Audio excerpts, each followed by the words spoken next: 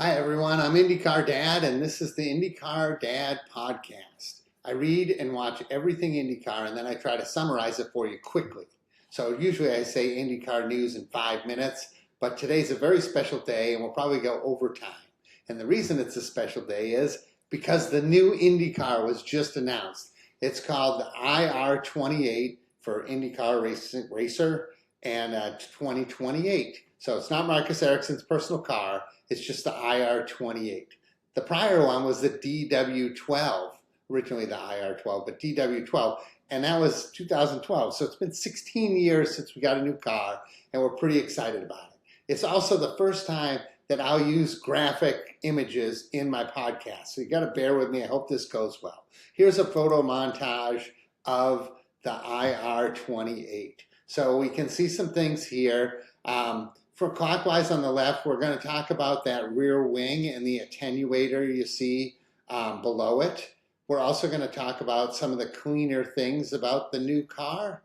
On the bottom right, we're going to talk about some of the elements that are behind the front tire, and as well as in the top center, we're going to talk about the width of the aero screen, and we're going to talk about these light up number boards that are shown just behind the aero screen on the side of the car, which actually they say 28 in the image, which is actually not going to be the car number. It's actually going to be the position of the car in the race. It's something IMSA has done that makes it easy to watch.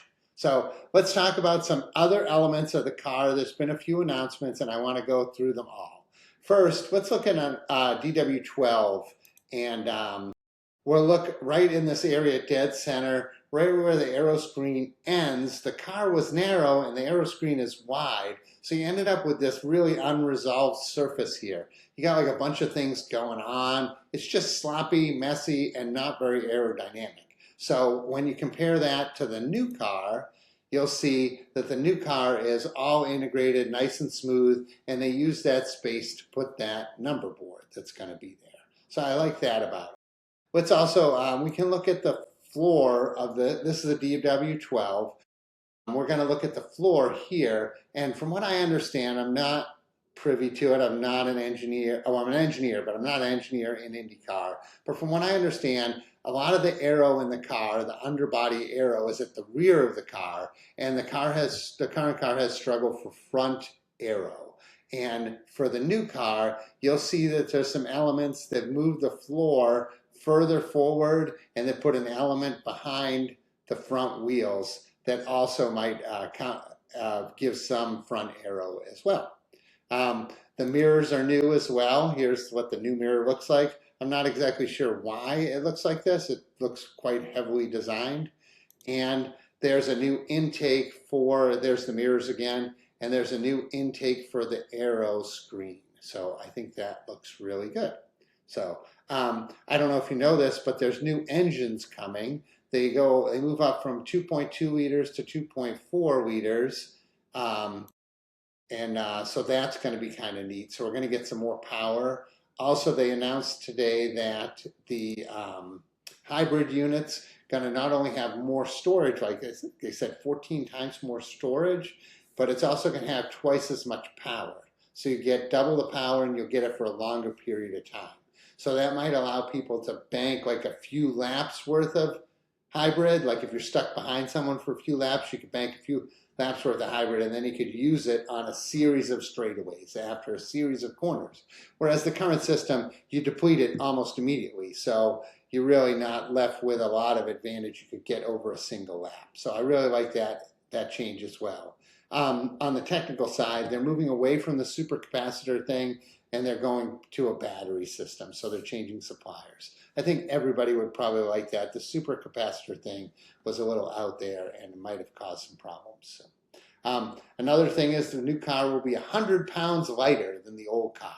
So combined with about 100 to 150 more horsepower, 100 pounds less, I think we're going to really look good in this thing. Another thing is there are some new safety features. That a new attenuator looks better integrated. It also looks like it might be a little longer. These new rear wings look like they provide cleaner air for the car that's following. Like you look, this is the Speedway configuration. Look at that double element, real clean wing, and then this, and then also the front wing, and then this is the high downforce configuration with a lot of wing elements. And again, we have this smooth, rounded sideboard rear wing. So I think the thinking is that provides cleaner air for the trailing car. Also, I think this car looks like it's going to get some more aero from the floor, so that will be clean as well. So let's see. I think I've covered a lot of things. Oh, the entrance to the cockpit is much wider. So let's look at this. This is the DW12. It has a very narrow entrance to the cockpit in and out of that hole on the top, whereas the IR28 is much wider.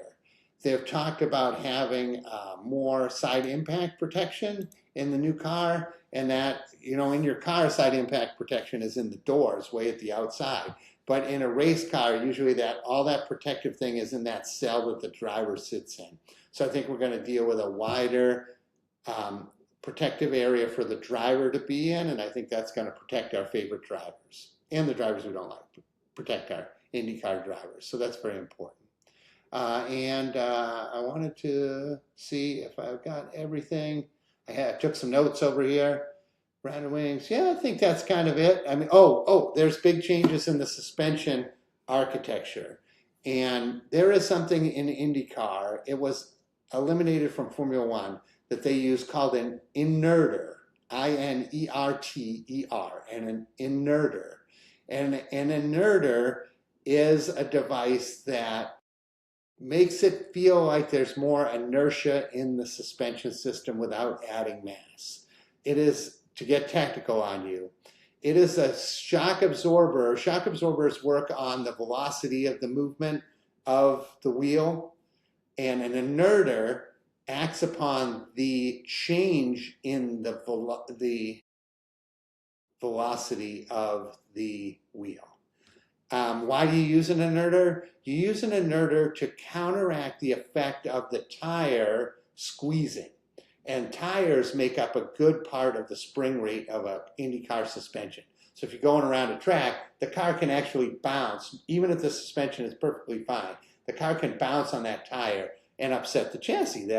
That makes for a increase and decrease in the load of the tire and increase and decrease of the grip. And it can hurt performance. So what an inerter does is it can be tuned to that exact frequency. So when the tire is trying to do this, the inerter is applying the exact opposite inertia to prevent that from happening. And it's been around for a while. In Formula One, they called it a J damper. In IndyCar, they call it an inerter, which is a better technical term for it.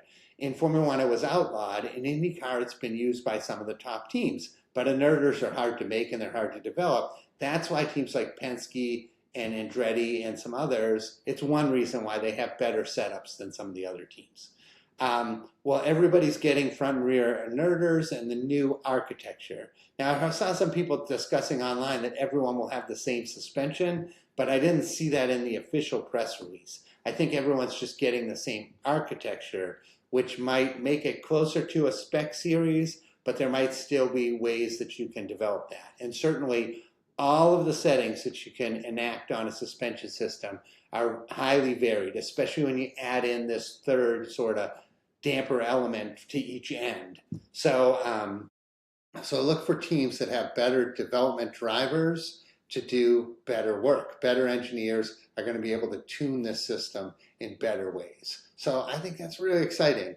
I'm excited about this. I'm a big IndyCar fan, as you know, and I'm excited about a new car. The new car will be ready for the 2028 season. It begins testing soon. That's probably why they released images of it, because if they're going to test it at the Speedway and you're at the museum that day, you see it happening. So great stuff. I'm very excited. Congratulations to IndyCar for delivering a new car that's going to make the product better. They're really, they say they're going for track records, that this car is going to be faster than the prior car. So I'm hoping for 240 miles an hour lap times at Indianapolis. I'm IndyCar Dad. Follow me on all the socials. You'll get snippets of this podcast on my Instagram and TikTok, but the full podcast is on podcast networks, and a video with the images, of course, is on YouTube.